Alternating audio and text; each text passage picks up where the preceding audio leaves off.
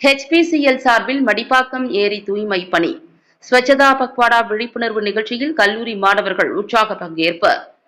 Hindustan petroleum corporation limited நிறுவனத்தின் சார்பில் ஸ்வச்சதா பக்வாடா திட்டத்தின் கீழ் ஜூலை 1 முதல் 15 வரை நாடு முழுவதும் தூய்மை இந்தியா விழிப்புணர்வு நிகழ்ச்சிகள் நடைபெற்று வருகின்றன. அதன் ஒரு பகுதியாக ஜூலை 10ஆம் தேதி காலை சென்னை மடிப்பாக்கம் ஏரி ஐயப்பன் கோவில் அருகில் எக்ஸ்னோரா இன்டர்நேஷனல் அமைப்புடன் இணைந்து ஏரி தூய்மை பணி நடைபெற்றது.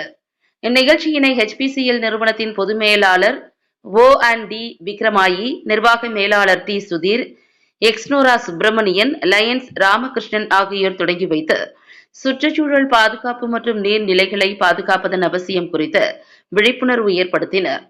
இந்த நிகழ்வில் அன்னை வேளாங்கண்ணி அறிவியல் மற்றும் கலைக்கல்லூரியைச் சேர்ந்த 50க்கும் மேற்பட்ட மாணவர்கள், எக்ஸ்னோரா தன்னார்வலர்கள், HPCL ஊழியர்கள் மற்றும் சுற்றுச்சூழல் ஆர்வலர்கள் இணைந்து மடிப்பாக்கம் ஏரியை தூய்மைப்படுத்தும் பணியில் ஈடுபட்டனர்.